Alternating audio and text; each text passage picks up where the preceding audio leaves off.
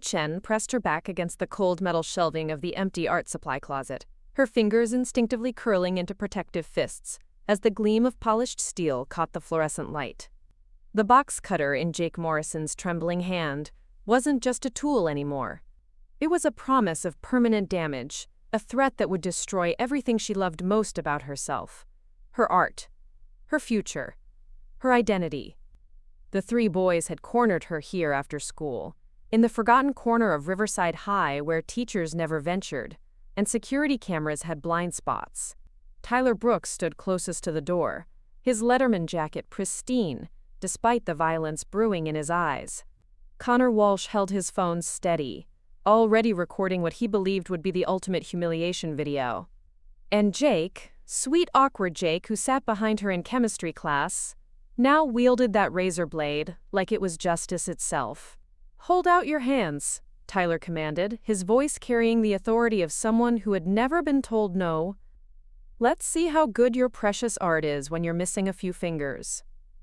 Maya's breathing slowed. Her heart rate, paradoxically, began to steady rather than race. Somewhere deep in her muscle memory, years of discipline awakened. Master Liu's voice echoed from countless training sessions. True strength reveals itself only when escape is impossible and surrender means destruction.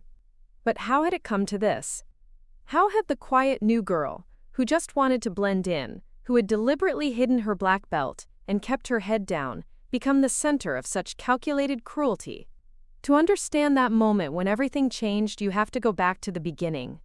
You have to see the friendship that bloomed in unlikely soil, the art that became a target, and the moment Chen realized that some things are worth fighting for, no matter the cost.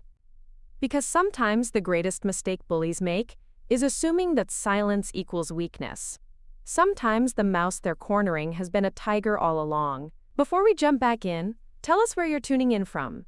And if this story touches you, make sure you're subscribed, because tomorrow, I've saved something extra special for you. The morning fog hung thick over Cedar Falls, Oregon, turning Riverside High School into something from a Gothic novel. Chen stood at the edge of the student parking lot, her worn messenger bag slung over one shoulder, watching streams of students disappear into the brick fortress that would be her home for the next 2 years. 3 weeks into junior year, and she still felt like an alien studying human behavior from a safe distance. The move from San Francisco had been Dad's decision. Pacific Northwest regional manager for his tech company, better opportunities, cleaner air, smaller town values. What he hadn't mentioned was how those smaller towns could feel like prisons when you were 16 and everything familiar had been stripped away. Maya pulled her rain jacket tighter and joined the flow of bodies heading toward first period. Riverside High was the kind of school that looked impressive in brochures. Modern facilities, award-winning programs, a graduation rate that made parents nod approvingly during tours. But Maya had learned to read between the lines of institutional perfection. She noticed which hallways fell silent when certain students passed. She saw how teachers' eyes would skip over raised hands belonging to kids who didn't fit the right demographic. She watched the ecosystem of power and prey that thrived in every corner where adults weren't watching. Maya had survived worse. San Francisco's urban schools had taught her to navigate social hierarchies with the precision of a chess master. Keep your head down, but not too down. Be helpful but not overeager. Excel academically but don't make others feel stupid. Disappear when necessary, shine when safe. It was an exhausting way to live, but it worked. Her first period was advanced placement art with Mrs. Patterson, a woman whose gray hair and paint-stained smock suggested decades of nurturing young creativity. The art wing felt different from the rest of the school. Natural light poured through tall windows, student work covered every available wall space, and the smell of tempera paint and charcoal dust created an atmosphere that felt almost sacred. Maya chose a spot near the back corner, close to the supply cabinets, and far from the clusters of students who already knew each other's histories. She unpacked her supplies methodically. Professional-grade pencils her parents had bought as a going-away gift. Prismacolor markers saved from birthday money. A sketchbook she'd been filling since middle school. with drawings that captured moments when words felt inadequate. "All right, artists," Mrs. Patterson called, clapping her hands once to gather attention. "Today we're starting our semester-long personal narrative project. I want you to think about a moment that changed you, a relationship that shaped you, or a dream that drives you. You'll be creating a mixed media piece that tells that story in a way only you can tell it." Maya opened her sketchbook and began drawing without conscious thought. Her pencil moved across the paper in confident strokes, mapping the outline of her grandmother's hands. Grandmother Chen had taught her that art wasn't about making pretty pictures. It was about capturing truth, preserving memory, speaking when words weren't enough. Those weathered hands had guided Maya's first attempts at calligraphy, had demonstrated how to hold a brush like it was an extension of your soul. She became lost in the work, adding details that brought the memory to life. The jade bracelet that never left her grandmother's wrist. The small scar near her thumb from a childhood accident. The way morning light had illuminated those fingers during their last art session together, just weeks before the cancer took her voice, then her breath. Wow. The voice came from behind her shoulder, soft with genuine admiration. Maya looked up to find Emma Rodriguez leaning over her desk, dark curls falling forward as she studied the sketch. Emma was one of those students who seemed to exist in multiple social circles simultaneously. She played soccer, acted in school plays, and somehow managed to be genuinely liked without being fake about it. Maya had noticed her during lunch periods, always surrounded by conversation, but never dominating it. "That's incredible," Emma continued, settling into the empty seat beside Maya without asking permission. "The detail work is insane. Are you taking college-level art classes or something?" Maya felt heat rise in her cheeks. Attention was dangerous, even positive attention. It created expectations, drew focus, made you visible to people who might decide you were competition. "It's just a hobby," she said, starting to close the sketchbook. "Don't you dare close that," Emma said, her hand gently stopping Maya's motion. "I'm serious. This is museum-quality work. How long have you been drawing?" "Since I could hold a pencil, I guess." Maya found herself answering honestly, despite every instinct screaming at her to deflect. "My grandmother was an artist. She taught me that every line should have purpose." Emma studied the drawing with the intensity of someone who understood craft. "She sounds amazing. Is she back in San Francisco?" "She died last year." The words slipped out before Maya could catch them, heavy with grief that still felt fresh. Emma's expression shifted immediately, not to pity but to understanding. "I'm sorry. Was she the one who taught you to see light like this?" The way you've captured it falling across her hands. It's like the drawing is breathing. Maya looked down at her work with new eyes, seeing what Emma saw. She had captured something beyond technique. She had preserved love, memory, the weight of loss transformed into beauty. "Yeah," she whispered. "She always said art should make people feel less alone in the world." "Mission accomplished," Emma said quietly. Then, brightening, "I've been working on this massive environmental piece about ocean pollution. Want to see? I could use someone with actual artistic vision to tell me if it's trash or treasure." Maya found herself nodding before caution could intervene. Emma pulled out her own sketchbook, flipping to a page covered in intricate line drawings of sea creatures tangled in plastic waste. The technical skill was impressive. But more than that, the emotional impact was immediate and gut-wrenching. "This is powerful," Maya said, meaning it. "The way you've layered the imagery creates this sense of suffocation. It makes you feel what the animals feel." Emma's entire face lit up. "Yes, that's exactly what I was going for. Oh my God, finally someone who gets it. Most people just see a pretty drawing of fish." They spent the rest of the period exchanging sketchbooks, analyzing techniques, discussing artists who had influenced their work. Maya felt something she hadn't experienced since leaving San Francisco. Connection. The rare joy of being understood by someone who spoke the same visual language. When the bell rang, Emma gathered her supplies with the urgency of someone with back-to-back classes. "Same time tomorrow?" she asked, already heading toward the door. "I want to see what other masterpieces you're hiding in that book." Maya watched her leave, feeling lighter than she had in months.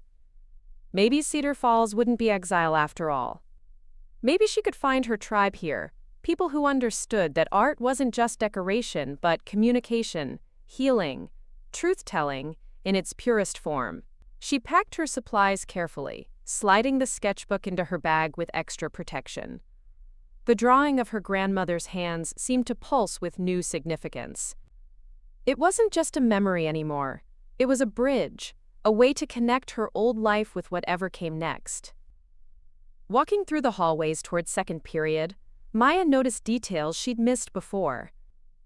Student artwork lining the corridor walls, environmental club posters recruiting new members, a bulletin board covered in college acceptance letters from previous graduating classes. Riverside High suddenly felt less like a fortress and more like a place where dreams could grow.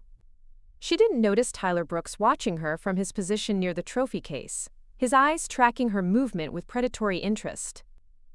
She didn't see Jake Morrison nudging Connor Walsh, pointing in her direction with a smirk that suggested plans forming.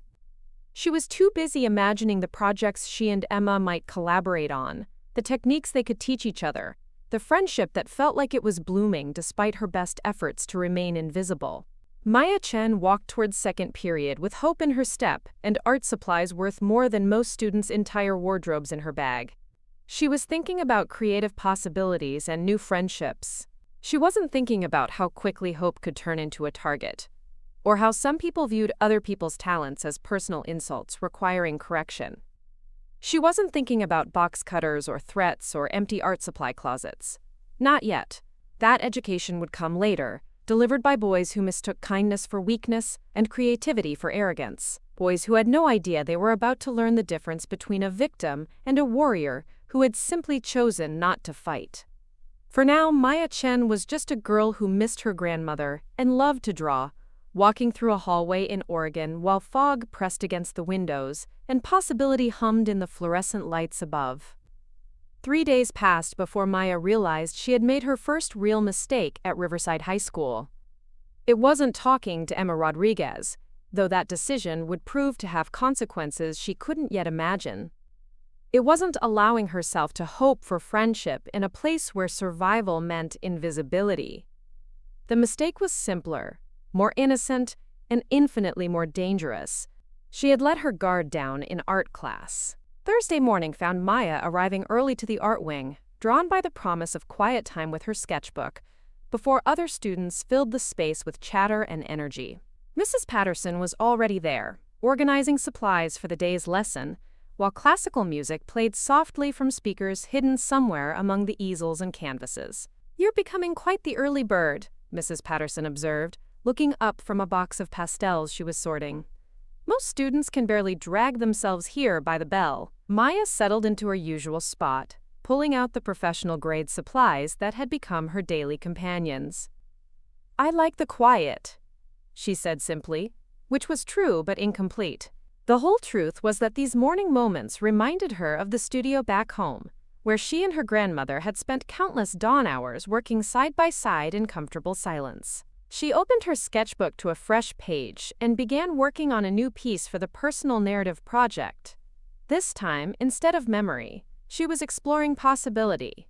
Her pencil traced the outline of hands again, but these hands were young, strong. Preparing and narrating this story took us a lot of time, so if you are enjoying it, subscribe to our channel. It means a lot to us.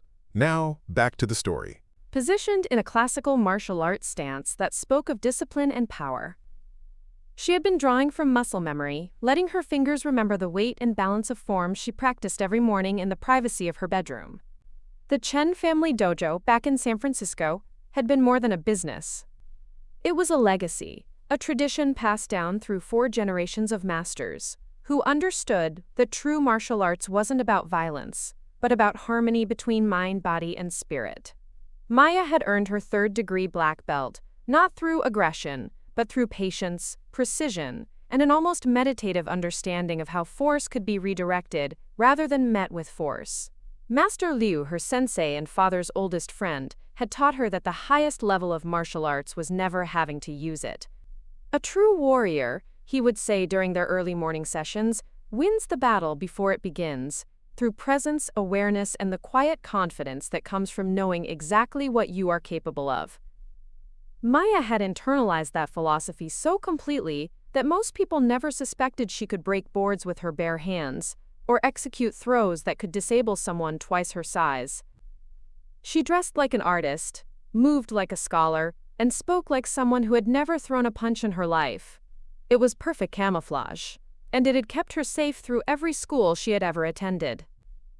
But now, absorbed in her drawing, she had unconsciously sketched the hand positions from advanced kata, the formal movement patterns that were the foundation of traditional karate training. The technical accuracy was unmistakable to anyone who knew what they were looking at. The power implicit in those hand positions was evident in every carefully rendered line. "That's quite impressive." The voice came from directly behind her, closer than she had realized anyone was standing. Maya looked up to find Mrs. Patterson studying her work with professional interest. The teacher's expression was thoughtful, analytical in a way that made Maya's stomach tighten with sudden apprehension. "The anatomical precision is remarkable," Mrs. Patterson continued, settling into the chair beside Maya's desk. "But what I find most interesting is the understanding of body mechanics you've captured here. These aren't just artistic interpretations of hands. These are specific positions that serve specific purposes." Maya felt her mouth go dry. She began to close the sketchbook, but Mrs. Patterson's gentle hand stopped the motion. "I taught in Japan for 3 years after college," the teacher said quietly. "Lived with a host family whose son was training for his Shodan black belt. I spent many evenings watching him practice forms, just like the ones you've drawn here. The precision, the attention to detail, the way you've captured not just the visual, but the functional aspect of these movements, tells me you're not drawing from imagination." Maya stared down at her work, seeing it now through different eyes.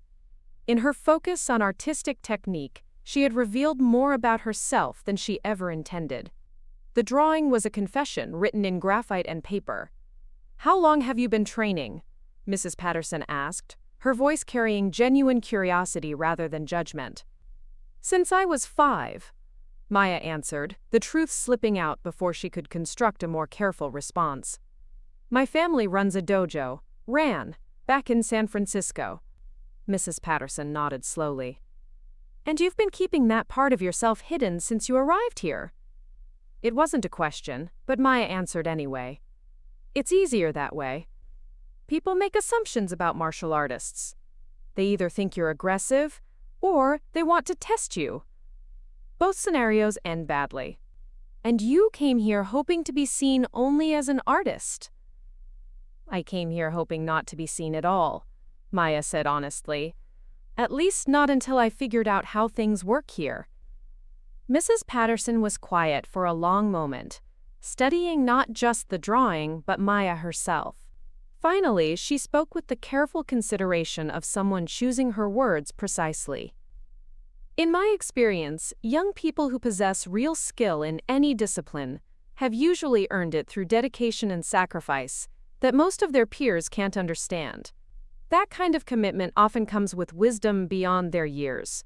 Maya looked up, meeting the teacher's eyes for the first time since the conversation began. "What I'm saying," Mrs. Patterson continued, "is that you might be more ready than you think to let people see who you really are.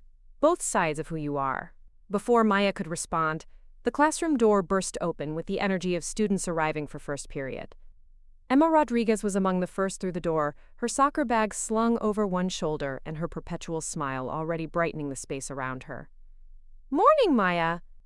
Emma called out, making her way over with the easy confidence of someone who had never doubted her welcome anywhere. "I had the craziest idea last night about our environmental project. What if we collaborated? Like, really collaborated, not just comparing sketches, but creating something together?" Maya quickly closed her sketchbook, but not before she caught Mrs. Patterson's meaningful glance. The teacher stood, patting Maya gently on the shoulder before moving away to greet other arriving students. "What kind of collaboration?" Maya asked, focusing on Emma's enthusiasm as a way to push aside her anxiety about what she had just revealed. Emma dropped into the seat beside Maya's desk, her eyes bright with creative excitement. "Okay, so you know how I've been working on the ocean pollution series? And you've been doing those incredible figure studies? What if we combine them into something bigger? Like a massive mixed media installation that tells the story of environmental destruction through human impact?" Maya found herself drawn into Emma's vision despite her lingering unease. "What did you have in mind?" "Picture this," Emma said, using her hands to frame an imaginary canvas. "Life-size figures, drawn with your incredible technique, positioned as if they're drowning in pollution. But instead of water, they're surrounded by actual plastic waste, real fishing nets, genuine debris that I've been collecting from beach cleanups. We could mount it in the main hallway, make people walk through the installation to get to their classes." The scope of the project was ambitious, bordering on audacious. It would require weeks of work, significant resources, and approval from school administration. More importantly, it would put both their names on something impossible to ignore. "That's brilliant," Maya said, meaning it. "But it's also huge, and very visible." "Exactly!" Emma's excitement was infectious. "I'm tired of making art that hangs quietly on classroom walls where only other art students see it. The planet is dying, Maya. Every day we wait to speak up is another day closer to irreversible damage. We have skills, we have passion, and we have something important to say.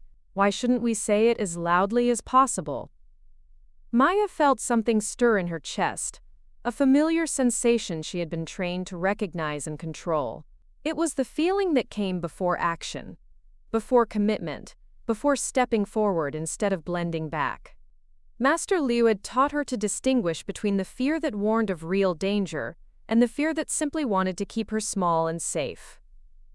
"When do we start?" Maya asked. Emma's smile could have powered the entire school. "Right now. Mrs. Patterson already approved the concept when I pitched it yesterday. She said if I could find a collaborator with the technical skills to pull it off, she'd help us get permission for the main hallway installation." Maya glanced toward Mrs. Patterson, who was helping another student with color theory, but somehow managed to catch Maya's eye at exactly that moment. The teacher's subtle nod suggested this conversation had been orchestrated rather than spontaneous. "She set this up," Maya realized. "She knew you were going to ask me." "Maybe," Emma admitted with a grin that was entirely unrepentant. "She might have mentioned that you're exactly the kind of artist who could help bring this vision to life. And I might have mentioned that you seem like someone who cares about more than just pretty pictures."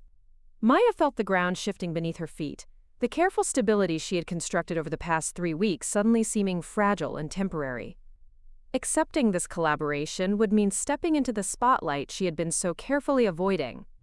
It would mean claiming space, making statements, becoming visible in ways that invited both admiration and opposition. But it would also mean creating something that mattered, something that honored her grandmother's belief that art should make people feel less alone in the world. It would mean partnering with someone who shared her conviction that talent without purpose was just elaborate decoration. "Okay," Maya said, the word carrying more weight than its 2 syllables suggested. "Let's do it." Emma actually bounced in her seat. "Seriously? You're in? Because I have to warn you, this isn't going to be small or quiet or subtle. People are going to notice this project. People are going to have opinions about it." "Good," Maya said, surprising herself with the firmness in her voice. Maybe it's time people had something worth having opinions about. They spent the rest of the class period sketching preliminary concepts, their ideas building on each other, with the kind of creative synergy that felt almost magical. Maya found herself drawing with a freedom she hadn't experienced since leaving San Francisco, her technical skills serving a vision bigger than personal expression. Emma's environmental research was extensive and heartbreaking. Statistics about microplastics in drinking water, photographs of seabirds with stomachs full of bottle caps, data about rising ocean temperatures and coral bleaching that read like a countdown to catastrophe. But Emma's approach wasn't to overwhelm viewers with despair. Instead, she wanted to create something that would make people feel the weight of their individual choices, The power of collective action. "The figures you're drawing," Emma said, studying Maya's latest sketch, "they're not victims. Even drowning in pollution, they look strong. Like they're fighting." Maya looked down at her work, recognizing the truth in Emma's observation. Without conscious intention, she had been drawing the human figures in positions that suggested struggle, resistance, refusal to surrender. The bodies were positioned with the balance and tension she knew from martial arts training, even in the context of environmental catastrophe. "Maybe that's the point," Maya said slowly. "Maybe the message isn't just about what we're losing, but about what we're capable of when we decide to fight back." Emma stared at her for a long moment, then broke into a grin that was equal parts admiration and determination. "Maya Chen, I think this partnership is going to be legendary." Neither of them noticed Tyler Brooks watching from across the room, his expression shifting from mild curiosity to focused attention as he studied their animated conversation. Neither saw Jake Morrison glancing repeatedly in their direction, his eyes lingering on Maya's expensive art supplies, with the calculating look of someone identifying valuable targets. They were too absorbed in their creative vision to notice Connor Walsh discreetly photographing Maya's sketchbook with his phone, zooming in on the martial arts hand positions she had drawn with such unconscious accuracy. Maya was thinking about environmental installations and collaborative art projects. She was imagining the impact they could create, the conversations they could start, the change they might inspire. She was feeling, for the first time since moving to Cedar Falls, like she belonged somewhere that mattered. She wasn't thinking about the fact that stepping into the spotlight meant becoming visible to predators as well as allies. She wasn't considering how quickly admiration could turn to resentment, or how easily artistic collaboration could be twisted into social transgression by people looking for reasons to tear others down. Maya Chen was planning to save the world through art, one powerful image at a time. She had no idea that some people would see that ambition not as inspiration but as threat, not as talent but as arrogance requiring correction. The bell rang, and students began packing their supplies for the transition to second period. Maya carefully stored her sketchbook, protecting work that felt more precious than ever, now that it served a purpose beyond personal expression. Emma gathered her materials with the efficient energy of someone already mentally 3 steps ahead. "Meet me at lunch?" she asked. "I want to show you the collection site where I've been gathering debris. You need to see the raw materials we'll be working with." Maya nodded, watching Emma leave with a confidence that seemed almost gravitational, drawing people into her orbit through sheer force of enthusiasm and genuine care. It was exactly the kind of magnetism that Maya had always avoided, the social visibility that made you simultaneously powerful and vulnerable. But maybe that was the price of creating something that mattered. Maybe significance always came with risk, and the only real choice was whether that risk was worth taking. Maya finished packing her supplies and headed toward the door, passing close to where Tyler Brooks was collecting his own materials. She caught a fragment of conversation between Tyler and Jake, something about new girl and thinks she's special, and time someone showed her, but the words felt distant and unimportant compared to the creative energy still buzzing through her veins. She was Maya Chen, artist and environmentalist, ready to create something beautiful and important with her new friend and collaborator. She was walking toward a future that felt bright with possibility, her grandmother's voice echoing in her memory with approval and pride. She had no way of knowing that other people were making plans too, plans that involved her expensive art supplies, her growing friendship with Emma Rodriguez, and the quiet confidence that some interpreted as arrogance, requiring correction. She couldn't know that her morning sketches had revealed more than artistic skill, or that revealing skill of any kind could be interpreted as a challenge by those who mistook talent for threat. Maya Chen walked toward second period, with hope in her heart and art in her hands, completely unprepared for the education that was coming her way, about the difference between visibility and safety, between friendship and protection, between talent and target. The lesson would be delivered with box cutters and threats, in empty supply closets where teachers never ventured, and security cameras had convenient blind spots. But that curriculum was still days away, waiting for the perfect moment when hope had bloomed bright enough to make its destruction feel like entertainment. For now, Maya was just a girl planning to change the world through art, walking through a hallway in Oregon, where rain drummed against windows and fluorescent lights hummed with electric possibility above her head. Maya's morning routine had become a meditation in precision. Every day at 5:30, while Cedar Falls slept under its blanket of Pacific Northwest mist, she would roll out the small exercise mat in her bedroom and begin the forms that had structured her life since childhood. Her movements flowed from stance to stance with the fluid grace of someone who had internalized years of disciplined practice, each technique executed with the kind of muscle memory that transcended conscious thought. The Chen family had always believed that martial arts training was as much about mental clarity as physical capability. In the dim pre-dawn light filtering through her bedroom window, Maya moved through kata sequences that told stories of ancient warriors and timeless principles. Her hands cut through the air in strikes that could shatter wood, her feet found balance points that would allow her to redirect an opponent's force with minimal effort. Her breathing remained steady and controlled, even as her heart rate elevated through increasingly complex combinations. This was her secret world, the part of herself that no student or teacher at Riverside High had ever witnessed. Here, in the privacy of her own space, Maya Chen wasn't the quiet new girl who preferred corners to center stage. She was a third-degree black belt, whose sensei had told her parents she had the potential to compete at national levels if she chose to pursue that path. But competition had never been Maya's goal. Master Liu had taught her that true martial arts mastery was about becoming someone who never needed to prove their strength, because their presence alone commanded respect.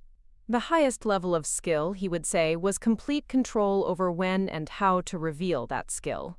After 45 minutes of forms, Maya would transition to meditation, sitting in perfect stillness as the world outside her window gradually awakened. She had learned to use these quiet moments to visualize her day, mentally rehearsing potential challenges and preparing responses that would keep her centered and focused, regardless of external pressures. Lately, those visualizations had been dominated by the environmental installation project she and Emma were developing.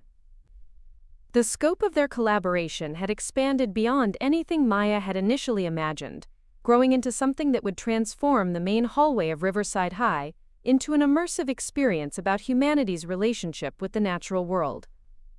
Emma's research had revealed statistics that felt almost too overwhelming to process. 17 million metric tons of plastic waste entering the ocean annually. Microplastics now detectable in human blood and lung tissue. Arctic ice melting at rates that climate scientists had previously thought impossible.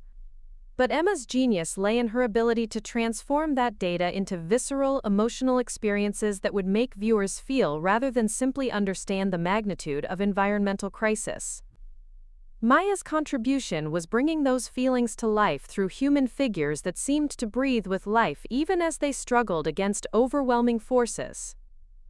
Her technical skills had evolved to serve Emma's vision, but in the process something else had emerged. The figures Maya was creating carried a sense of dignity and power that elevated them beyond mere victims of circumstance. Working on the project had become the highlight of Maya's school experience.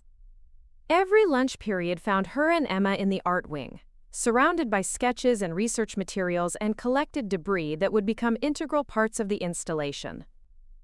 Mrs. Patterson had secured permission from the administration for them to transform a significant portion of the main hallway, pending final approval of their detailed proposal. The proposal itself had become a work of art, with Maya's technical drawings complementing Emma's environmental research and philosophical framework. They had documented every aspect of the project, from the psychological impact they hoped to achieve to the specific materials they would need to create their vision. But as their project grew more ambitious and more visible, Maya began to notice other changes in her daily experience at Riverside High. Conversations would pause when she walked past certain groups of students. Eyes would linger on her expensive art supplies, with expressions that seemed to catalog their value. Teachers who had barely acknowledged her presence began asking pointed questions about her background and her family's circumstances. Maya recognized the signs because she had encountered them before. Visibility, Even positive visibility always came with unintended consequences. Success, especially when achieved by someone who was supposed to remain quietly grateful for acceptance, could be interpreted as a challenge by those who viewed social hierarchies as fixed and immutable. Tyler Brooks had been watching her with increasing frequency and intensity. Maya first noticed his attention during lunch periods, when she would catch him staring from across the cafeteria with an expression that seemed to be calculating something. He was the kind of student who occupied space with the casual confidence of someone who had never questioned his right to be the center of attention.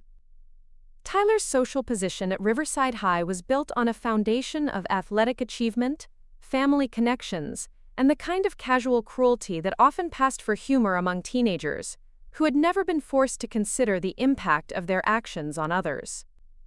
He was handsome in a way that appeared effortless, popular in a way that seemed natural, and mean in a way that his friends treated as entertainment rather than character flaw. Jake Morrison orbited Tyler's social circle with the desperate energy of someone who had earned his place through usefulness rather than genuine friendship. Jake was the one who would document Tyler's pranks on social media, who would laugh loudest at Tyler's jokes, who would volunteer for tasks that allowed Tyler to maintain plausible deniability when their activities crossed lines that could result in actual consequences. Connor Walsh completed their trio with the technical skills that made their harassment campaigns possible. Connor understood how to manipulate social media algorithms, how to create anonymous accounts that couldn't be traced back to their creators, how to document and distribute content in ways that maximized humiliation while minimizing legal liability. Together, they represented a particular ecosystem of teenage cruelty that thrived in environments where authority figures were too distracted or too invested in maintaining superficial peace to address underlying power dynamics. They had perfected the art of tormenting their targets just below the threshold that would trigger adult intervention, creating sustained campaigns of psychological pressure that left no obvious evidence of their involvement. Maya had observed their methods during her first weeks at Riverside High, watching from the safety of her carefully maintained invisibility as they selected and systematically destroyed other students who had somehow attracted their negative attention.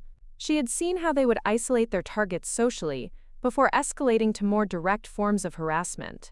She had witnessed the way teachers and administrators would dismiss complaints as typical teenage drama, while refusing to examine the patterns that made certain students more vulnerable than others. Maya had believed that her strategy of avoiding attention would protect her from becoming their focus. She had miscalculated by assuming that maintaining a low profile would be sufficient to avoid conflict with students who interpreted any form of success or recognition as a personal insult requiring correction. The environmental installation project had shattered her invisibility in ways she was only beginning to understand. The proposal Maya and Emma had submitted to the administration had been circulated among faculty members who were impressed by its scope and sophistication. Word had spread through the school's social networks that two students were creating something unprecedented, something that would transform shared spaces and potentially attract attention from outside the school community. Maya's artistic skills had become visible to classmates who had previously overlooked her entirely. Her expensive professional-grade supplies, which she had tried to use discreetly, were now recognized as evidence of resources and privileges that some students found offensive in their implications about economic inequality. Most problematically, Maya's partnership with Emma Rodriguez had elevated her social status in ways that challenged existing hierarchies. Emma's popularity was genuine and broadly based, rooted in her athletic achievements, academic success, and natural charisma. Her decision to collaborate closely with Maya had effectively sponsored Maya's entry into social circles that had previously been closed to her. Maya began to notice the escalation in subtle ways that her martial arts training had taught her to recognize. Conversations that stopped abruptly when she approached, hallway encounters that involved slightly more physical contact than necessary, comments that seemed innocent individually but formed patterns when considered collectively. Tyler had begun making remarks about artistic types and their sense of self-importance during conversations that were clearly intended for Maya to overhear. Jake had started documenting Maya's daily routines with his phone, capturing images that seemed random but were clearly being collected for some purpose. Connor had begun engaging Maya in conversations that felt like interrogations disguised as friendly interest, asking questions about her family's background and financial situation with persistence that made her increasingly uncomfortable. Maya's instincts told her that she was being evaluated as a potential target, but she found herself caught between competing impulses.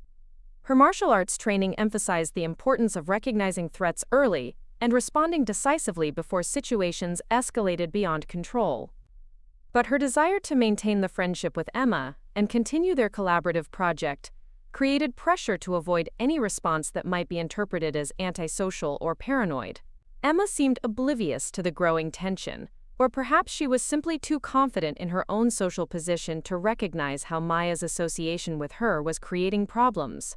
Emma's enthusiasm for their project continued to expand, drawing them both deeper into collaborations that required increasing amounts of time, resources, and public visibility. The latest phase of their work involved collecting debris from local waterways and beaches, which meant spending after-school hours together documenting environmental damage and gathering materials for the installation.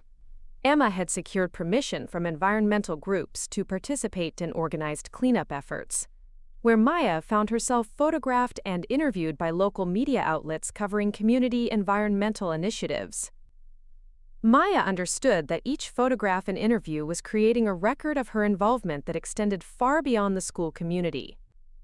She was becoming known as an environmental activist and artist, someone whose work was drawing attention from adults who viewed her efforts as politically significant. But she was also becoming known to students who interpreted her environmental activism as a judgment of their lifestyle choices, her artistic skills as evidence of privileges they resented, and her friendship with Emma as social climbing that needed to be discouraged. Maya tried to address the growing tension through the methods that had always worked for her in previous schools.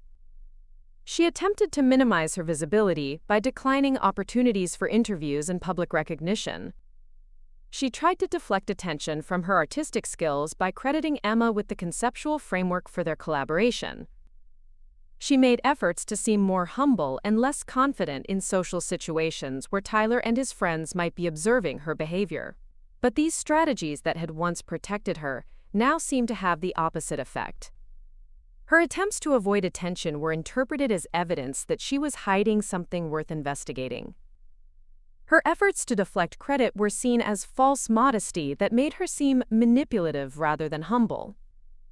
Her attempts to appear less confident were viewed as weakness that invited further testing of her boundaries.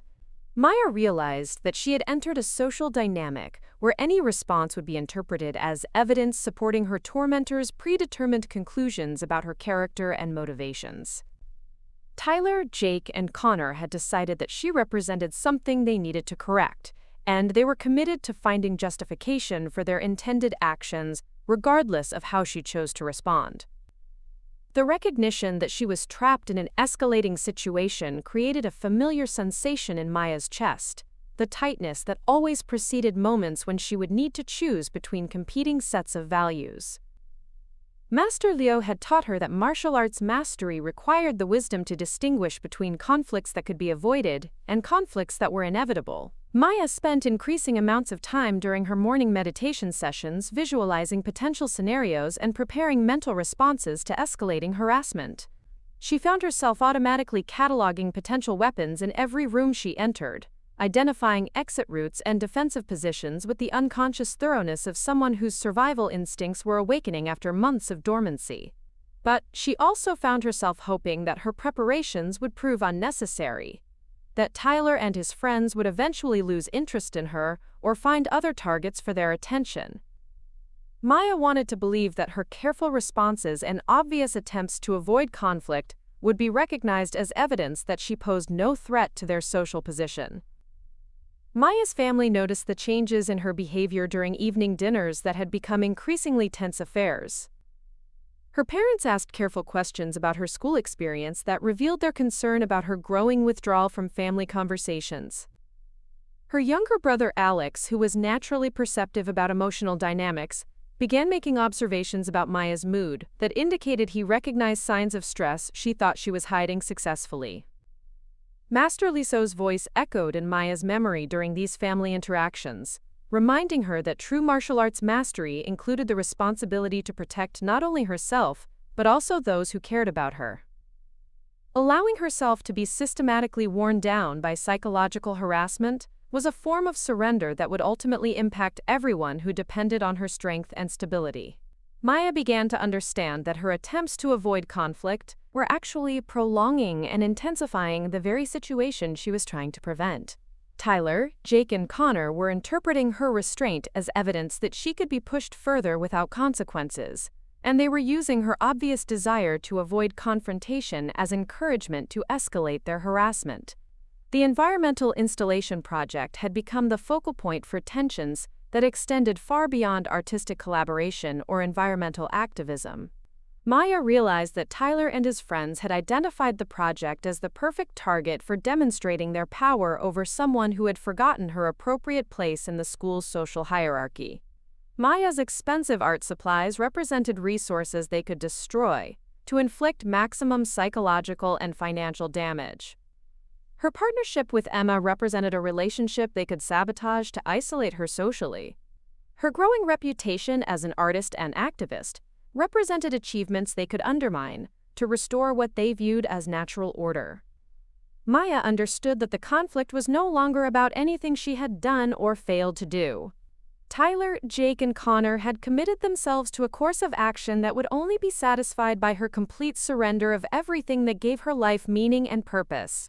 Standing in the art wing after school, surrounded by sketches and research materials for the installation that had become her passion, Maya realized that all of her careful strategies for avoiding conflict had instead created the perfect conditions for the confrontation she had been trying to prevent. The question was no longer whether Tyler and his friends would escalate their harassment to physical action. The question was whether Maya would be ready when that moment arrived, and whether she could maintain her principles while protecting everything and everyone she had come to care about. Maya looked down at her hands, remembering the feeling of sketching martial arts positions with unconscious accuracy, revealing skills she had spent months trying to hide. She thought about her grandmother's belief that art should make people feel less alone in the world, and about Master Liu's teaching that true warriors won battles before they began through presence, awareness, and quiet confidence. Maya Chen was no longer the invisible new girl who could disappear into corners and wait for storms to pass. She was an artist, an environmental activist, and a martial artist whose attempts to remain hidden had instead made her the center of a conflict that would test everything she had ever learned about strength, principle, and the price of standing for something larger than herself. The storm was coming, and Maya was finally ready to stop running from it. Emma Rodriguez possessed the rare gift of making impossible things seem inevitable. When she talked about transforming Riverside High's main hallway into an immersive environmental experience, her enthusiasm was so infectious that even the most skeptical listeners found themselves nodding along with her vision. But it wasn't just optimism that made Emma special. It was her ability to see potential in places and people that others overlooked entirely. Maya discovered this firsthand on a rain-soaked Thursday afternoon, when Emma appeared at her locker, with the kind of determined expression that usually preceded life-changing announcements. "Okay, so I may have done something slightly insane," Emma said without preamble, bouncing slightly on her toes with barely contained excitement.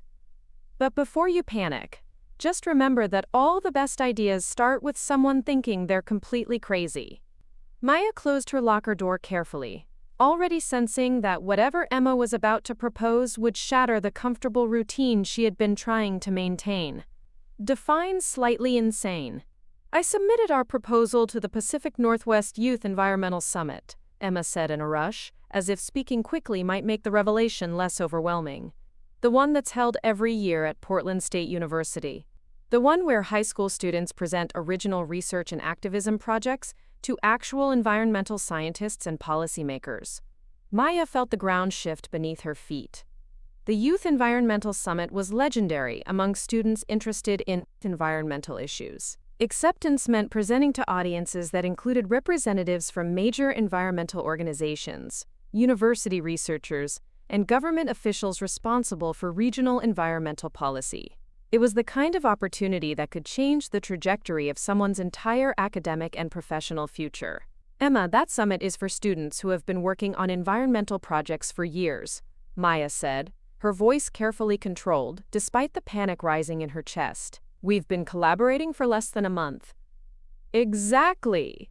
Emma's eyes lit up with the fervor of someone who had already thought through all possible objections. Most submissions are from students who have been following traditional research models, collecting data and writing reports that nobody except their teachers ever see.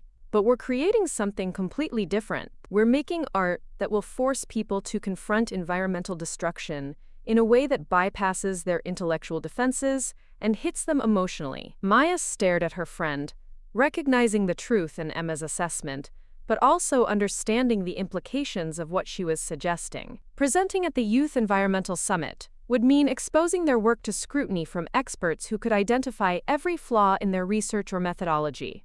It would mean defending their artistic choices to audiences who might not understand the value of emotional impact over statistical analysis. More immediately problematic, it would mean stepping onto a stage that would make their current school visibility seem microscopic by comparison. Success at this summit would bring media attention, scholarship opportunities, and recognition that would follow them through college applications and beyond. Failure would be equally public and far more permanent. When is the deadline for submissions? Maya asked, though part of her already knew she wasn't going to like the answer. That's the beautiful part, Emma said with a grin that suggested her definition of beautiful differed significantly from most people's. Submissions are due next Friday, which gives us exactly 9 days to create a presentation that will convince environmental scientists that our art installation represents a revolutionary approach to climate communication. 9 days, Maya repeated, trying to process the scope of what Emma was suggesting. To create a presentation for experts who spend their entire careers studying environmental issues. 9 days to show them something they've never seen before, Emma corrected. Maya, your artistic vision combined with my research creates something that transcends traditional academic boundaries. We're not trying to compete with established researchers on their own terms. We're offering an entirely different way of engaging with environmental crisis. Maya found herself caught between terror and exhilaration, recognizing that Emma was probably right about the uniqueness of their collaboration, but also acutely aware of how much attention success would bring to her carefully guarded personal life. Presenting at the Youth Environmental Summit would mean interviews, photographs, and documentation that would make her visible to audiences far beyond Cedar Falls. But as Maya looked at Emma's face, she saw something that made her own fears seem suddenly selfish and small. Emma wasn't proposing this opportunity because she wanted fame or recognition. She was proposing it because she genuinely believed their work could contribute to solutions for environmental problems that were destroying the planet her generation would inherit. What exactly would we need to create for the presentation? Maya asked, her question representing a tentative step toward commitment rather than continued resistance. Emma pulled out her phone and began scrolling through saved documents with the efficiency of someone who had already researched every aspect of the submission process. A 20-minute presentation that includes our artistic vision, our research methodology, documentation of our installation process, and evidence of community impact. Plus, we need to submit preliminary materials, including sketches, research citations, and a written proposal.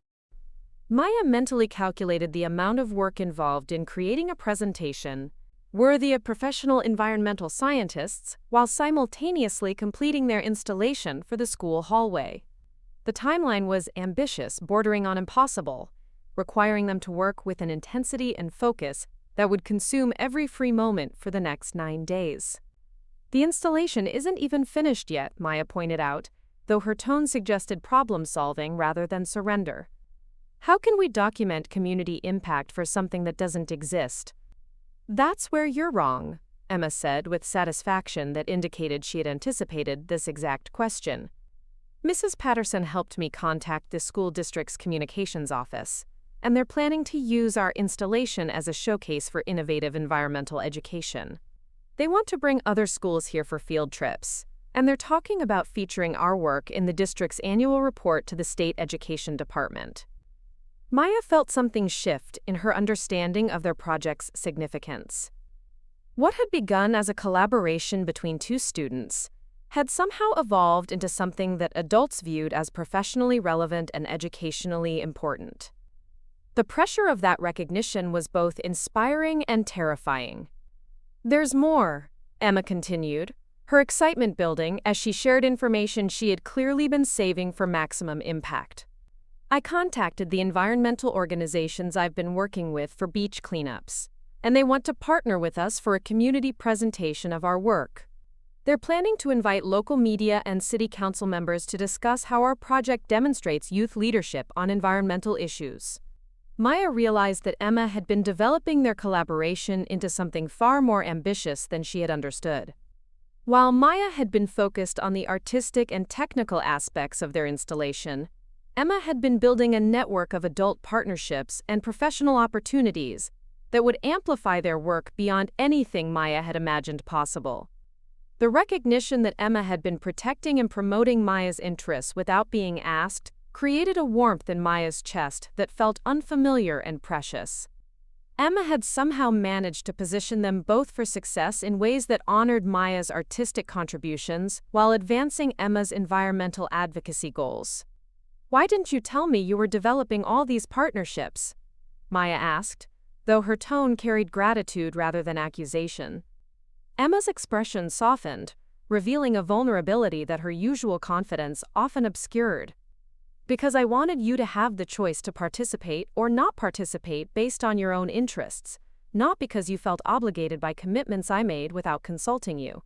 I know you value your privacy, and I didn't want you to feel pressured by opportunities you never asked for." Maya understood that Emma had been trying to protect her in the same way Maya had been trying to protect herself, by controlling the flow of information and managing external pressures. But Emma's approach had been focused on creating possibilities rather than avoiding them, building bridges rather than maintaining walls. "So what happens if we submit to the summit and they reject our proposal?" Maya asked, testing her own willingness to risk public failure for the chance at meaningful success. "Then we'll have spent 9 days creating the best presentation of our lives about work we believe in," Emma said simply. "And we'll still have our installation, our community partnerships, and the knowledge that we tried to contribute to something larger than ourselves." Maya looked around the hallway where they were standing, imagining how different this space would look once their environmental installation was complete.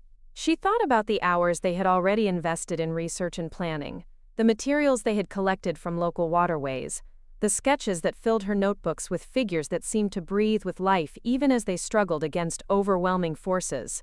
More importantly, she thought about her grandmother's belief that art should make people feel less alone in the world, and about Master Liu's teaching that true strength was revealed through commitment to principles larger than personal comfort or safety. "What do we need to do first?" Maya asked, her question representing a complete commitment to Emma's vision despite her awareness of the risks involved. Emma's smile was brilliant enough to power the entire school district. "First, we need to finish documenting the installation process with professional quality photographs that show both the artistic techniques and the environmental materials we're incorporating. Then we need to create a research presentation that explains our methodology and demonstrates measurable community engagement." Maya felt her artistic instincts engage with the technical challenges Emma was describing. "I can handle the visual documentation and create presentation graphics that will translate our work for academic audiences. But you'll need to lead the environmental research components because that's your area of expertise." "Perfect division of labor," Emma agreed. "But here's the thing that makes this really exciting. Mrs. Patterson connected me with a documentary filmmaker who specializes in environmental issues, and she's interested in filming our presentation process as part of a larger project about youth environmental activism." Maya felt her stomach tighten with familiar anxiety. Documentary filming meant cameras, interviews, and permanent records of their work that could be distributed to audiences they would never meet or be able to control. It meant stepping into a level of visibility that would make her previous concerns about school social dynamics seem trivial by comparison. But it also meant their work could reach people beyond the Pacific Northwest, could inspire other students to create their own environmental art projects, could contribute to a movement that was much larger and more important than local school politics or teenage social hierarchies. "When would the filming happen?" Maya asked, though she could tell from Emma's expression that the timeline would be challenging. "Starting tomorrow," Emma said, with the apologetic tone of someone who knew she was asking for a significant leap of faith.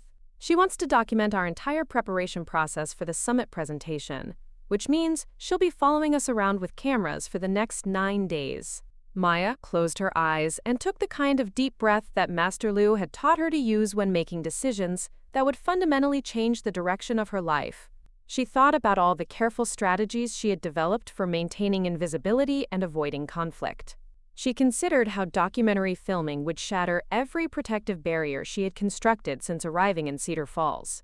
But she also thought about the environmental crisis that Emma's research had made impossible to ignore, about the planet her generation would inherit if current patterns of destruction continued unchanged. Maya thought about her artistic skills that had been developed through years of discipline and sacrifice, and about her grandmother's belief that talent without purpose was simply elaborate decoration. Most importantly, Maya thought about Emma Rodriguez, who had somehow managed to see potential in Maya that Maya had been afraid to acknowledge in herself. Emma had offered friendship, collaboration, and now opportunity on a scale that Maya had never imagined possible. Emma had created space for Maya to be both artist and activist, to use her skills in service of something larger than personal expression. "Okay," Maya said, opening her eyes to meet Emma's eager gaze. "Let's do it. All of it. The summit presentation, the documentary filming, the community partnerships. Let's create something that matters." Emma's response was immediate and physical, a hug that conveyed enthusiasm, gratitude, and determination in equal measure. When they separated, Maya could see tears in Emma's eyes that spoke to how much this collaboration meant to her personally as well as professionally. "Maya Chen, you are about to change the world," Emma said with conviction that made Maya almost believe it was true. They spent the rest of the afternoon developing detailed timelines and task assignments for the next 9 days, their planning session extending well past normal school hours, as they worked through the logistics of creating a professional presentation while completing their installation and managing documentary filming. Maya found herself energized by the scope of their ambitions in ways that reminded her of her most intensive martial arts training sessions, when Master Lu would push her beyond what she thought she was capable of achieving. The combination of technical challenge, time pressure, and meaningful purpose created a focus that felt almost meditative in its intensity. As they worked, Maya became increasingly aware of other students lingering in the hallway outside the art wing, their conversations pausing whenever she and Emma's voices became audible through the open classroom door. The attention felt different from the casual curiosity she had noticed in previous weeks, more focused and less friendly.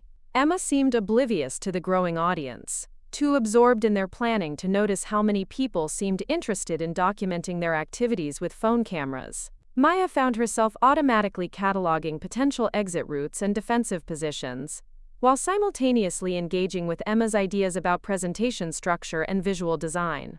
The contradiction between her growing excitement about their project and her increasing awareness of external threats created a tension that Maya recognized from martial arts training.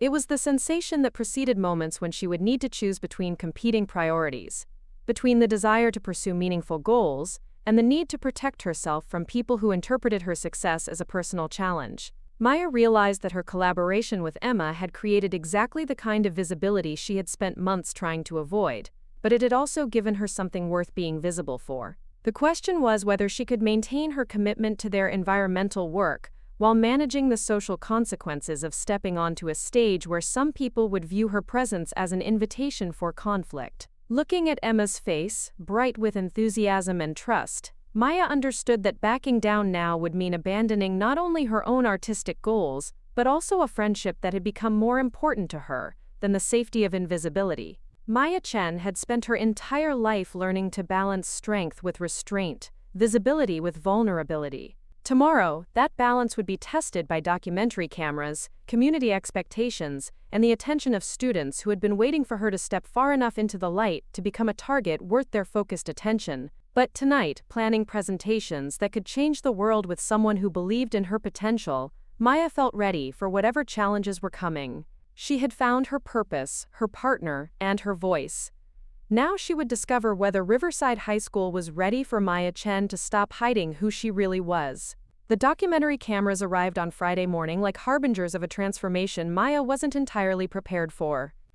Director Sarah Chen, no relation despite the shared surname, carried herself with the focused intensity of someone accustomed to capturing truth in motion. Her small crew moved through Riverside High's art wing with professional efficiency, setting up equipment that would record every moment of Maya and Emma's preparation for the Youth Environmental Summit. The beauty of documentary work, Sarah explained while adjusting lighting equipment around their workspace, is that we capture authentic moments rather than scripted performances. I want viewers to see the real process of young activists creating something meaningful under pressure. Maya felt the weight of those words settle on her shoulders like a physical burden. Authentic moments meant no opportunity to retreat into the careful persona she had constructed since arriving in Cedar Falls. The cameras would capture everything, including aspects of herself she had never intended to reveal to anyone at Riverside High.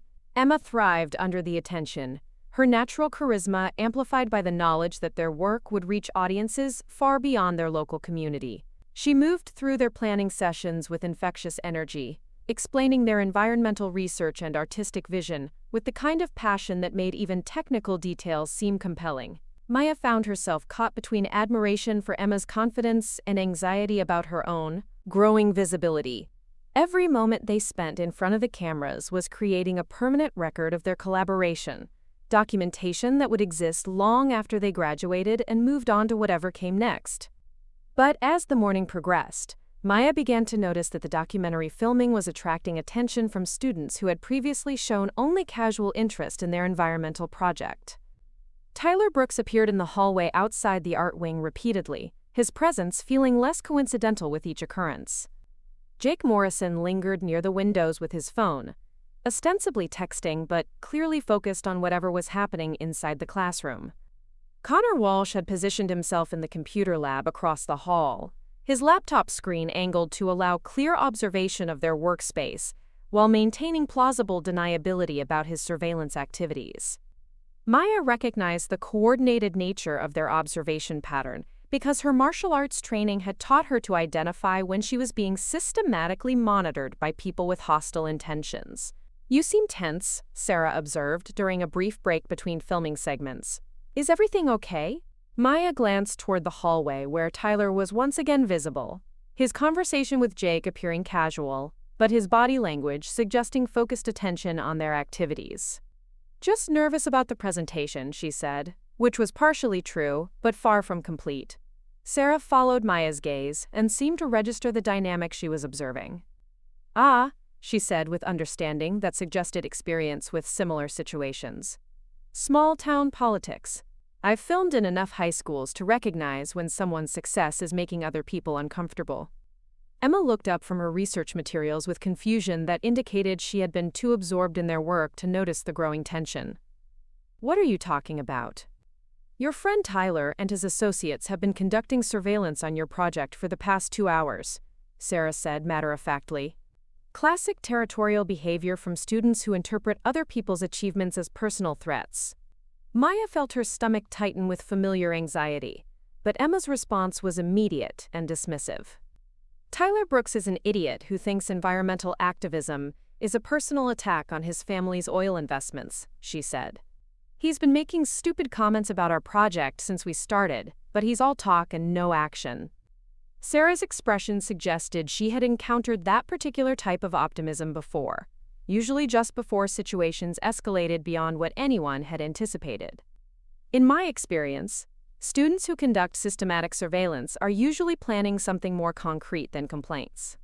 Maya found herself automatically cataloging the layout of their workspace, identifying potential weapons and escape routes with the unconscious thoroughness that activated whenever her instincts detected genuine threat. The art wing's design created multiple blind spots where confrontations could occur without teacher supervision, and their after-school work schedule meant they would often be alone in areas where help would not be immediately available. "Maybe we should consider working in more public spaces," Maya suggested carefully, trying to raise safety concerns without seeming paranoid or undermining Emma's confidence in their project. "Absolutely not," Emma said with determination that brooked no compromise. "We're not going to let Tyler Brooks intimidate us into hiding our work. If he has a problem with environmental activism, he can take it up with the polar bears. Maya recognized Emma's response as the kind of principled stance that could prove costly when dealing with people who operated according to different moral frameworks. Tyler and his friends weren't concerned with environmental policy or artistic expression.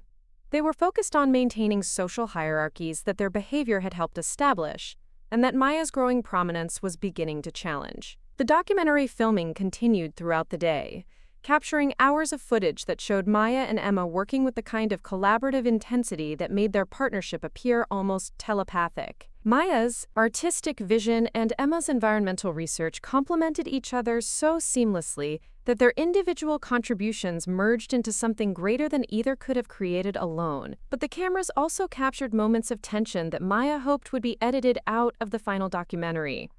Her periodic glances toward the hallway where Tyler and his friends maintained their observation posts.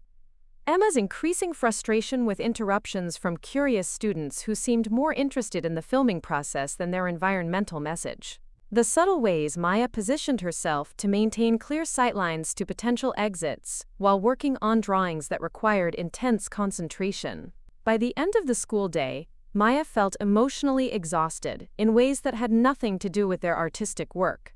The constant awareness of being watched and recorded had activated stress responses that she usually reserved for actual martial arts competitions. Her shoulders ached with tension that reflected hours of unconscious muscle preparation for conflicts that hadn't yet materialized. Emma, by contrast, seemed energized by the day's work and excited about the footage they had created for the documentary.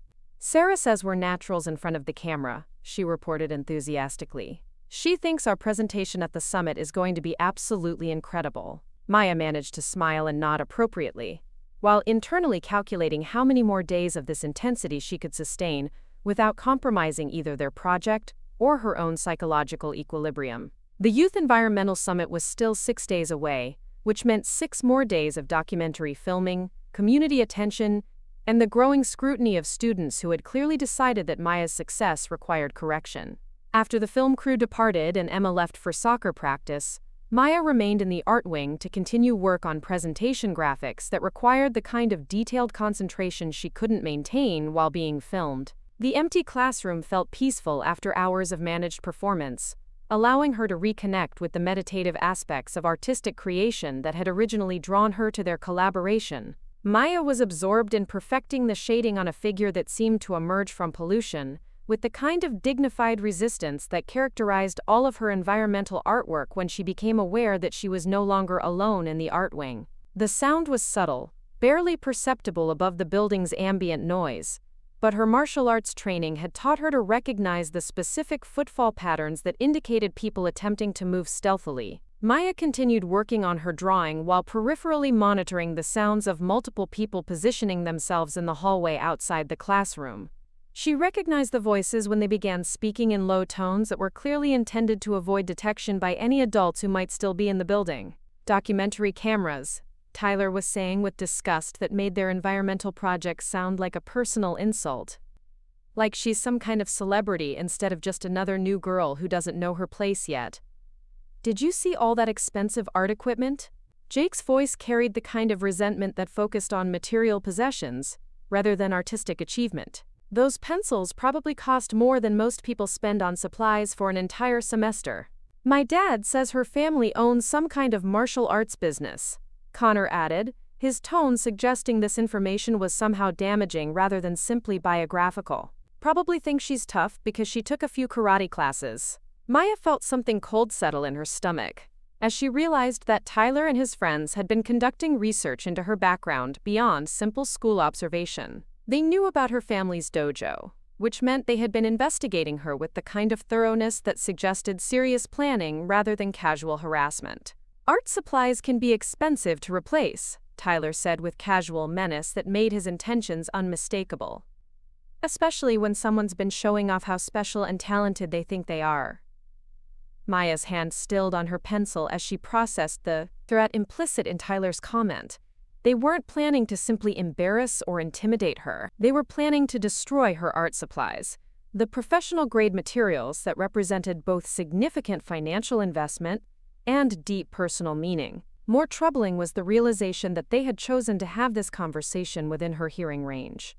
Either they were unaware that she was still in the classroom, which seemed unlikely given their systematic surveillance of her activities, or they wanted her to overhear their planning as a form of psychological intimidation. Maya continued working on her drawing while mentally reviewing the self-defense principles Master Liu had taught her for situations where confrontation became unavoidable. The first rule was always to seek escape or de-escalation when possible. The second rule was to use minimum necessary force when escape wasn't possible. The third rule was to never underestimate opponents who had chosen to initiate conflict, because people who attacked others usually had advantages they believed would ensure their success. Tyler, Jake, and Connor clearly believed they held significant advantages in any potential confrontation with Maya. They outnumbered her 3-1. They had chosen the timing and location for whatever they were planning. They probably assumed that her desire to avoid conflict would prevent her from responding effectively to their harassment. Maya realized that their assumptions weren't entirely wrong. She did want to avoid conflict, not because she was afraid of fighting, but because she understood the consequences that followed physical confrontations in school environments. Defending herself against 3 attackers would result in suspension at minimum, regardless of who had initiated the conflict. Her involvement in the Youth Environmental Summit would be jeopardized, her documentary filming would be compromised, and her collaboration with Emma would be overshadowed by violence that would define her reputation for the remainder of her time at Riverside High. But Maya also understood that some conflicts couldn't be avoided through accommodation or retreat. Tyler and his friends had clearly decided that her presence at Riverside High represented a challenge to their social position that required correction. They had moved beyond harassment to planning actual destruction of her property, which meant they were committed to escalation regardless of how she chose to respond. Maya finished the drawing she had been working on and began packing her supplies with deliberate care, each item stored in protective cases that would prevent damage during transport. Her movements were calm and methodical, giving no indication that she was aware of the conversation continuing in the hallway outside the classroom. "Supply closet would be perfect," Connor was saying with technical precision that suggested careful planning. "No cameras, no witnesses, no teachers checking on after-school activities." "Tomorrow, after the documentary filming wraps up," Tyler agreed. "Let her think she's safe because of all the attention, then remind her what happens when people get too comfortable showing off." Maya felt her breathing slow and deepen as her body automatically prepared for the confrontation that was clearly unavoidable. Tomorrow they would corner her in the art supply closet, where they believed they could destroy her materials and humiliate her without interference from adults or cameras. Maya finished packing her supplies and stood slowly, her movements fluid and controlled despite the adrenaline beginning to circulate through her system. She walked toward the classroom door with the quiet confidence of someone who had made a decision that eliminated uncertainty, even if it didn't eliminate danger. The hallway was empty when Maya emerged from the art wing, Tyler and his friends having apparently concluded their planning session and departed for whatever activities filled their after-school hours. Maya walked toward the building's main exit with measured steps that gave no indication of the calculations occurring in her mind. Maya spent the evening researching Tyler Brooks, Jake Morrison, and Connor Walsh, with the thoroughness that Master Liu had taught her to apply when preparing for any significant challenge. Social media profiles revealed their athletic achievements, family connections, and the kind of casual cruelty that they seemed to consider entertainment rather than character flaw. Tyler's posts showed a pattern of behavior that suggested significant anger management issues, masked by superficial charm and athletic success. Jake's online presence revealed someone desperately seeking approval through increasingly extreme stunts and pranks that had escalated over time. Connor's digital footprint indicated technical skills that he used primarily for harassment campaigns against students who had somehow attracted his negative attention. Together, they represented a particular ecosystem of teenage cruelty that thrived in environments where their behavior was interpreted as typical adolescent drama rather than systematic intimidation of vulnerable targets. Maya understood that they had successfully used these methods to torment other students who had lacked either the resources or the skills necessary to defend themselves effectively. Maya also understood that she was not like their previous targets. Her martial arts training had given her both the physical capability and the mental preparation necessary to respond to violence with controlled force that could end confrontations quickly and decisively. But using those skills would transform her from victim to aggressor in the eyes of adults who were trained to view any student violence as equally problematic regardless of circumstances. The contradiction between her ability to defend herself and the social consequences of doing so created a complex strategic problem that required careful consideration of multiple variables. Maya needed to find a way to protect herself and her art supplies without destroying her reputation, her educational opportunities, or her collaboration with Emma. Maya spent her morning meditation session visualizing potential scenarios and preparing mental responses to various forms of attack. She practiced breathing techniques that would keep her centered during confrontation, reviewed escape routes that might allow her to avoid violence entirely, and mentally rehearsed defensive techniques that would disable attackers with minimum injury and maximum psychological impact. But Maya also prepared for the possibility that Tyler and his friends would escalate beyond property destruction to actual physical assault. The casual way Connor had mentioned, quote, reminding her what happens suggested they were planning more than simple vandalism. Maya had learned to recognize the difference between students who made threats to feel powerful and students who made threats because they intended to follow through with action. Saturday morning brought the final day of documentary filming, with Sarah and her crew planning to capture Maya and Emma's last preparations before submitting their presentation to the Youth Environmental Summit Selection Committee. The art wing buzzed with creative energy as they worked to perfect visual elements that would support their environmental research with compelling artistic documentation. Maya found herself more relaxed in front of the cameras than she had expected, her natural artistic instincts overriding self-consciousness as she focused on creating presentation graphics that would translate their installation work for academic audiences. Emma's research had evolved into a comprehensive analysis of youth environmental activism that positioned their art project within larger movements for climate justice and community engagement. The synergy between you two is remarkable, Sarah observed during a break between filming segments. Maya's artistic vision provides emotional resonance for Emma's environmental research, while Emma's activism gives Maya's art concrete purpose beyond personal expression. Maya felt a warmth in her chest at the recognition that their collaboration had achieved something meaningful beyond individual achievement. Working with Emma had taught her that her artistic skills could serve purposes larger than personal satisfaction, while Emma's environmental passion had given her work a sense of urgency and importance that elevated every sketch and drawing beyond mere decoration. But even as Maya celebrated their creative partnership, she remained aware of Tyler and his friends maintaining their observation posts in hallways and adjacent classrooms. Their surveillance had become more systematic and less subtle as the day progressed, creating an atmosphere of barely contained tension that seemed to anticipate some form of climactic confrontation. Emma continued to dismiss the growing signs of hostility with optimism that Maya found both admirable and concerning. They're just jealous because we're creating something important while they waste their time on stupid pranks and social media drama, Emma said when Maya mentioned her concerns about their safety. Sarah's expression suggested she had a more realistic assessment of the developing situation. I've filmed enough school-based documentaries to recognize when student conflict is moving beyond verbal harassment, she said quietly. These three have been coordinating their surveillance activities with military precision. That level of organization usually indicates planning for concrete action. Maya appreciated Sarah's realistic assessment, but also understood that adult intervention at this point would likely escalate, rather than resolve the underlying conflict. Tyler and his friends had been careful to keep their planning below the threshold that would trigger official disciplinary action, which meant any adult attempt to address their behavior would be dismissed as overreaction to typical teenage social dynamics. The documentary filming concluded in late afternoon with footage that captured the full scope of Maya and Emma's environmental installation and their preparation for the Youth Environmental Summit presentation. Sarah and her crew packed their equipment with expressions of satisfaction that suggested confidence in the story they had documented. This is going to be a powerful film, Sarah told Maya and Emma as her crew loaded equipment into their van. Your work demonstrates exactly the kind of youth leadership that gives me hope for environmental progress. I'll be following your presentation at the summit with great interest. Maya watched the documentary crew depart with mixed feelings of pride and apprehension.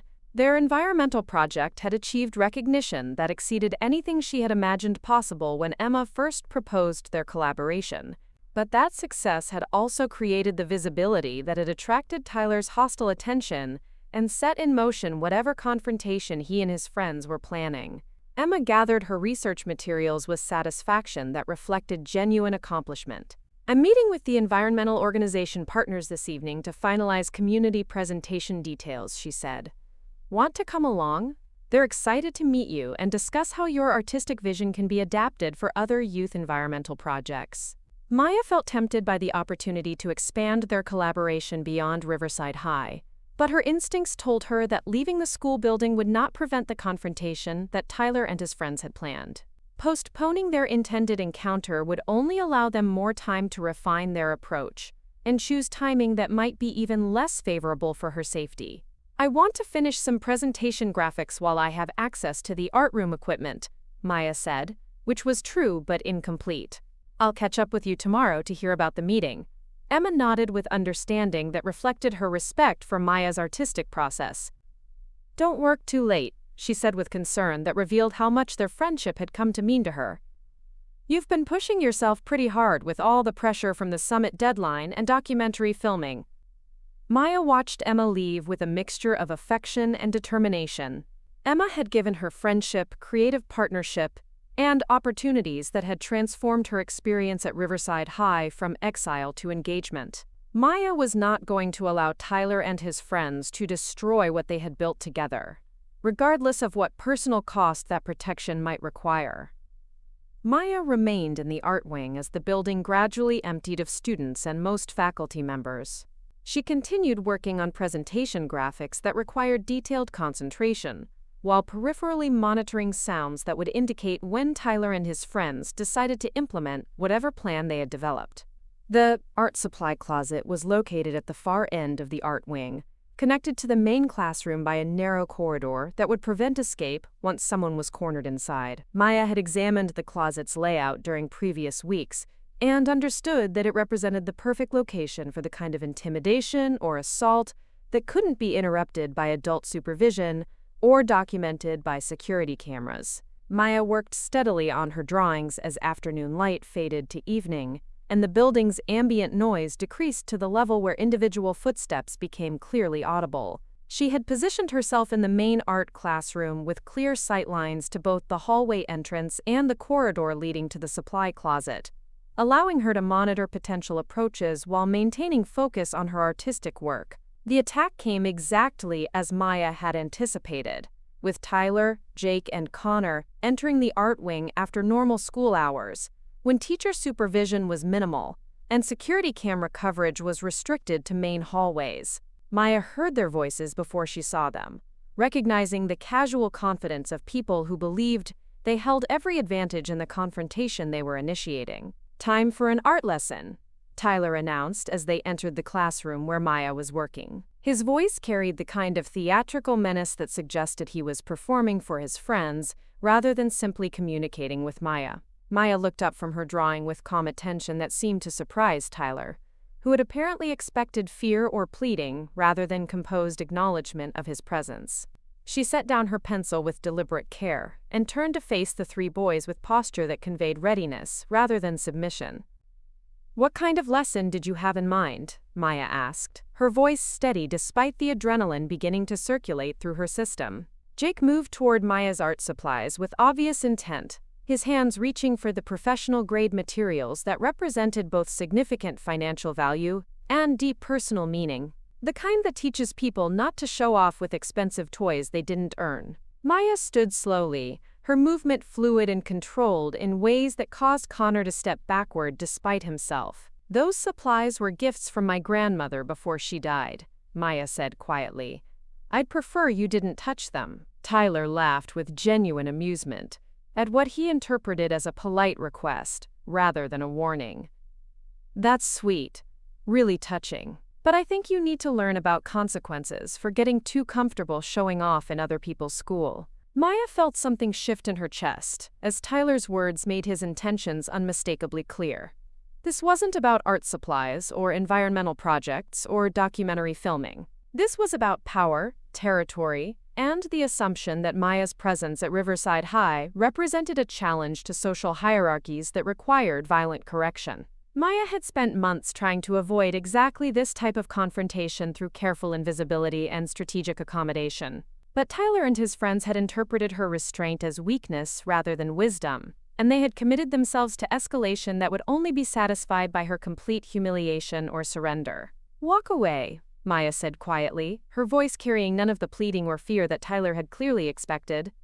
"All three of you, walk away right now, and we can pretend this conversation never happened." Connor pulled out his phone and began recording, apparently planning to document whatever humiliation they intended to inflict on Maya for later distribution through social media. "This is going to be legendary," he said with excitement that revealed how much entertainment value he expected to derive from Maya's suffering. Jake reached for Maya's art supplies again, this time with clear intent to destroy materials that couldn't be easily replaced. But as his hand closed around her professional-grade pencil set, Maya moved with speed and precision that transformed the dynamics of their confrontation in the space of a single heartbeat. Maya's hand intercepted Jake's wrist with a grip that applied pressure to nerve points Master Lu had taught her to target for maximum effect with minimum visible injury. Jake's fingers opened involuntarily, dropping the pencil set as he gasped with pain that was sharp enough to paralyze his arm temporarily but not severe enough to cause permanent damage. "I asked you not to touch those," Maya said conversationally, maintaining her grip on Jake's wrist, while turning to face Tyler and Connor with a tension that made both boys suddenly uncertain about their tactical advantages. Tyler recovered from his surprise quickly, his expression shifting from amusement to genuine anger, as he realized that Maya was not going to provide the easy victim they had anticipated. "You think you're tough because you know a few karate moves?" he demanded, moving closer with obvious intent to overwhelm her through size and aggression. Maya released Jake's wrist and stepped into a balanced stance that positioned her to respond to attacks from multiple directions, while maintaining access to potential escape routes. "I think I'm someone who asked you politely to leave, and I'm hoping you'll make the smart choice before this gets worse for everyone involved." But Tyler had committed himself to confrontation in front of his friends, and backing down now would represent the kind of public humiliation that his ego couldn't tolerate. He lunged toward Maya with the kind of aggressive charge that relied on size and momentum rather than technique or strategy. Maya waited until the last possible moment before moving, using Tyler's forward momentum against him with a redirection technique that sent him stumbling past her toward the wall while she pivoted to face Jake and Connor from a position that prevented them from attacking her simultaneously. Tyler recovered his balance and turned back toward Maya with fury that had moved beyond intimidation to genuine intent to cause injury. "You're going to regret that," he snarled, reaching into his jacket pocket to withdraw something that caught the fluorescent light with metallic gleam.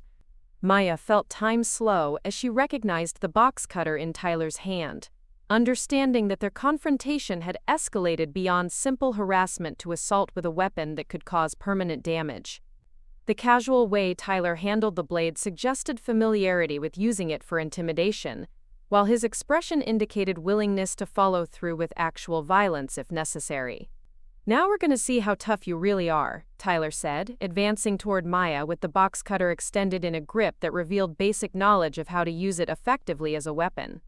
Maya felt her breathing slow and deepen as every aspect of her martial arts training activated simultaneously. Master Lu's voice echoed in her memory with crystal clarity. "When escape becomes impossible and the threat is genuine, respond with exactly the force necessary to end the confrontation immediately." Maya moved with fluid precision that seemed to compress multiple techniques into a single motion. She stepped inside Tyler's attack range while simultaneously deflecting his weapon hand, with a strike that targeted nerve clusters Master Lu had taught her to disable without permanent injury. Tyler's fingers went numb instantly, the box cutter clattering to the floor as his arm hung useless at his side. Before Tyler could recover from his shock, Maya followed through with a second technique that used his own forward momentum to take him to the ground with control that prevented serious injury while making further aggression impossible. Tyler found himself face down on the classroom floor with Maya's knee positioned to apply pressure to pressure points that would cause excruciating pain if he attempted to continue fighting. Jake and Connor stood frozen, their understanding of the confrontation's dynamics having been completely reversed in the space of seconds. The quiet new girl they had planned to intimidate was now in complete control of their leader, while demonstrating martial arts skills that none of them had anticipated. "Connor, stop recording and put your phone away," Maya said calmly, applying just enough pressure to Tyler's pressure points to make him gasp with pain. "Jake, pick up the box cutter and place it on Mrs. Patterson's desk where it can't be used to hurt anyone." Both boys followed her instructions with automatic compliance, their bravado having evaporated in the face of Maya's demonstration of controlled force and tactical superiority. Maya maintained her position over Tyler while monitoring Jake and Connor for any signs that they might attempt to continue the confrontation. "Tyler, I'm gonna let you up now," Maya said quietly. "When I do, you're going to apologize for threatening me with a weapon, and then all three of you are gonna leave the art wing and never bother me or my friends again. Do you understand?" Tyler nodded as much as his position allowed, his earlier confidence having been replaced by pain and humiliation that made further resistance unthinkable. Maya released the pressure point techniques and stepped back to a safe distance, maintaining a balanced stance that would allow her to respond instantly if any of them decided to resume hostilities. Tyler struggled to his feet with obvious difficulty, his dominant arm still partially numb from Maya's nerve strikes. He looked at Maya with expression that combined shock, anger, and grudging respect for abilities he had never suspected she possessed. "I'm sorry," Tyler said, his apology clearly costing him significant pride, but delivered with sincerity that suggested genuine understanding of how badly he had misjudged the situation. "I didn't think. We just wanted to. You wanted to destroy my art supplies and humiliate me because you thought I was getting too comfortable being visible at your school," Maya finished for him. "Now you know that was a mistake. The question is whether you learned enough from this mistake to avoid making bigger ones in the future." Jake and Connor remained silent, clearly waiting for Tyler to determine their next course of action. Tyler looked around the art room, taking in the evidence of Maya's artistic work and the professional quality supplies that had originally attracted his resentment. "Your art is actually pretty good," Tyler admitted reluctantly. "The environmental stuff you're doing with Emma, it's not what I thought it was." Maya recognized Tyler's comment as his attempt to find face-saving way out of a confrontation that had gone spectacularly wrong for him and his friends. She could respond with magnanimity that would allow him to retreat with some dignity, or she could press her advantage to ensure they never bothered her again. "Environmental activism isn't about judging people," Maya said, choosing the path that honored both her grandmother's belief in compassion and Master Liu's teaching about winning without destroying your opponents. "It's about working together to solve problems that affect everyone. If you're interested in learning more, Emma would be happy to explain the research we've been doing." Tyler nodded slowly, clearly struggling to process the gap between his expectations about their confrontation and the reality of how it had concluded. Maybe I could look at some of your research. If Emma wouldn't mind explaining it to someone who's been kind of a jerk about environmental issues." Maya smiled for the first time since their confrontation had begun, recognizing Tyler's request as genuine interest rather than manipulation. "Emma loves talking about environmental research with anyone who's willing to listen. She'll be thrilled to have someone new to convert to the cause." The three boys gathered their belongings and prepared to leave the art wing with obvious relief that their confrontation had ended without the serious consequences that could have resulted from Tyler's decision to threaten Maya with a weapon. As they reached the classroom door, Tyler turned back with expression that suggested he wanted to say something more. "For what it's worth," Tyler said quietly, "I'm glad you're good at defending yourself. Some people might not have been able to handle what we were planning to do." Maya felt a chill as she realized that Tyler was acknowledging they had intended to cause her genuine harm, rather than simple embarrassment. His admission confirmed that her decision to respond with decisive force had been necessary for her safety, rather than an overreaction to typical teenage harassment. In the future, maybe consider that people who seem quiet might have good reasons for choosing when and how to be visible, Maya said. Just because someone avoids conflict doesn't mean they can't handle it when it becomes unavoidable. Tyler nodded with understanding that suggested he had learned more from their encounter than simply not to underestimate Maya's physical capabilities. "I'll remember that," he said, and Maya believed he meant it. After the three boys left, Maya remained in the art room for several minutes, allowing her adrenaline to dissipate while processing what had just occurred. Her first real confrontation at Riverside High had ended with her martial arts skills revealed, but her relationships and opportunities intact. More importantly, it had ended with former enemies potentially becoming allies in the environmental work that had become central to her identity. Maya packed her art supplies carefully, storing each item with the same protective attention she had given them before Tyler's threat had forced her to defend them physically. The professional-grade materials her grandmother had given her remained undamaged, ready to continue serving the artistic vision that connected her past with her present purpose. Maya walked through the empty hallways of Riverside High with confidence that felt different from anything she had experienced since arriving in Cedar Falls. She was no longer the invisible new girl trying to avoid attention while secretly hoping for connection. She was Maya Chen, artist and environmental activist, someone who could defend herself when necessary but preferred to build bridges rather than walls. The Youth Environmental Summit was 4 days away, and Maya felt ready to present their work to audiences who would evaluate its potential impact on environmental education and community engagement.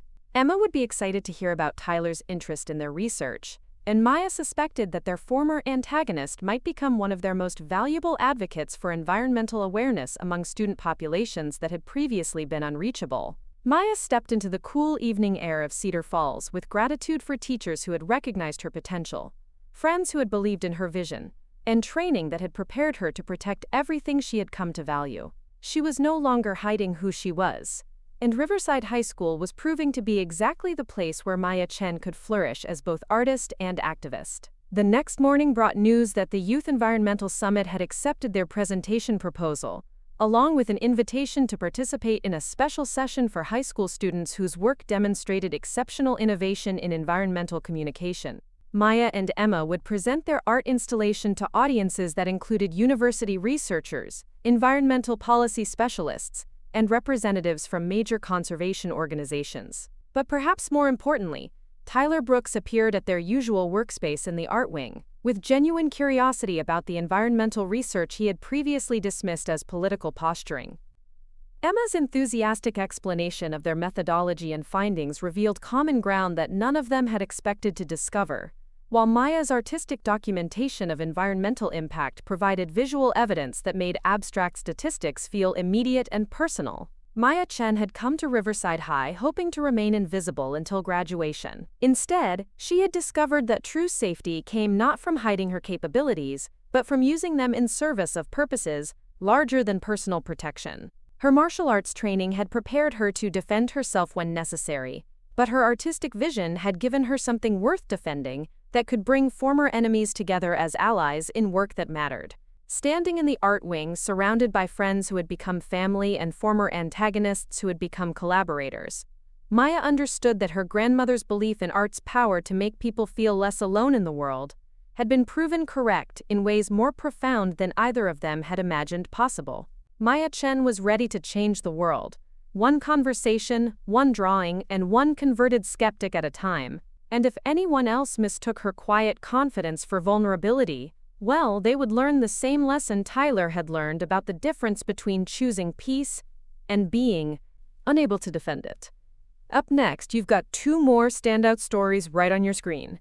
If this one hit the mark, you won't want to pass these up. Just click and check them out.